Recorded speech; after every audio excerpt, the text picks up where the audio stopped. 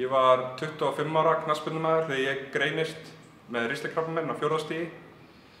Seinustu 2 ár hafa farið í 2 meðferðir, 2 stórar aðgerðir og ástríðuskærasta mín hefur verið mín stoð og stytta í gegnum það ferli. Það var að sjálfsögðu gríðarlegt áfall að kærastinn minn greinist með krabbamein, en ekki nóg með það, þá þurftum við líka að hafa áhyggjur af peningum.